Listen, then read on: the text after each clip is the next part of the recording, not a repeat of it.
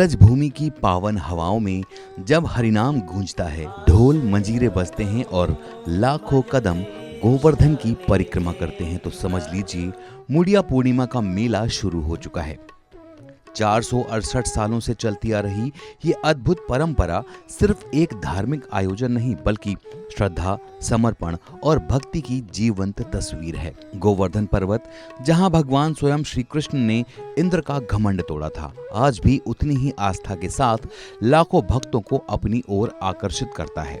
इस बार फिर गोवर्धन धाम में उमड़ने वाला है आस्था का जन सैलाब, जहां हर सर झुकेगा ठाकुर जी के चरणों में और हर हृदय गूंजेगा राधे राधे की पुकार से। तो आइए जानते हैं इस मेले की परंपरा, मान्यता और वो कारण जिसे करोड़ी मेला बनाता है। ब्रज की पावन धरती पर फिर से आस्था का महासागर उमड़ने वाला है। गोवर्धन धाम एक बार फिर भक्तों की श्रद्धा और भक्ति से गूंजेगा, 468 वर्ष पुरानी परंपरा को निभाने के लिए, क्योंकि लाखों श्रद्धालु यहाँ पहुंचेंगे, क्योंकि आ रहा है मुड़िया पूर्णिमा का मेला, वो पर्व जिसे सिर्फ भीड़ नहीं, भावनाएं उमड़ती हैं। हर साल की तरह इस बार भी गोवर्धन में ये मेला पूरे भक्तिभाव और भव्यता के साथ लगेगा।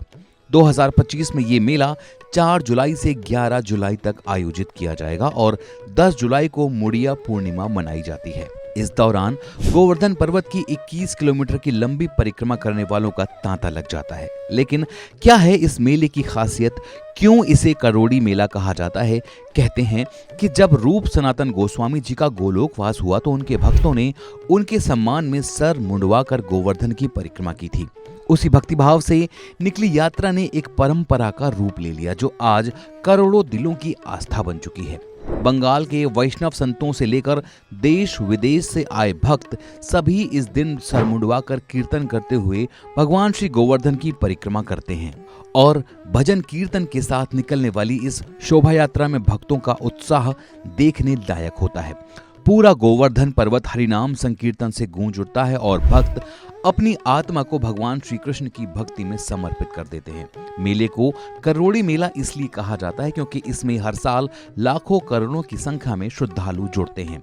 सिर्फ भारत ही नहीं, बल्कि अमेरिका, यूरोप, नेपाल, बांग्लादेश जैसे देशों से यही भक्त आकर परिक्रमा का पुण्य अर्जित करते हैं। कहते हैं कि इस दिन गोवर्धन पर्वत की परिक्रमा करता है जो उसे सुख, समृद्धि, मानसिक शांति और जन्मों जन्मों का पुण्य प्राप्त होता है।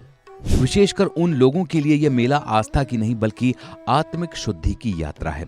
आज भी इतने वर्षों बाद जब डिजिटल युग में लोग परंपराओं से दूर होते जा रहे हैं, गोवर्धन की यह परिक्रमा हमें बताती है कि आस्था ना सिर्फ समय की मोहताज है और ना साधनों की। ये सिर्फ दिल से दिल तक की यात्रा है, भगवान श्री कृष्ण तक पहुंचने की सीधी राह। मुड़िया पूर्णिमा मेला हर साल ये याद दिलाता है कि भक्ति की ताकत, परंपरा और गहराई और श्रद्धा की भीड़ किसी शहर या तारीख की मोहताज नहीं है।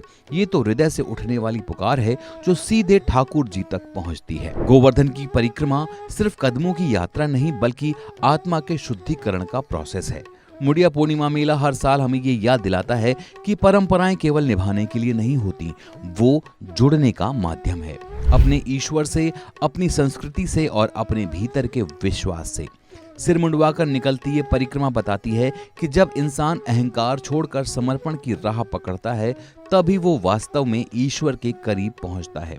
करोड़ों भक्तों की ये श्रद्धा, वर्षों पुरानी परंपरा और गोवर्धन पर्वत की दिव्यता, ये सब मिलकर इस मेले को एक आध्यात्मिक उत्सव बना देते हैं, जिसे शब्दों में नहीं, बस महसूस किया जा सकता है। अगर इस वर्ष आप गोवर्धन नहीं जा पा रहे हैं तो कम से कम मन से परिक्रमा करें, क्योंकि भगवान भाव के भूखे हैं, दूरी के नहीं। राधे राधे।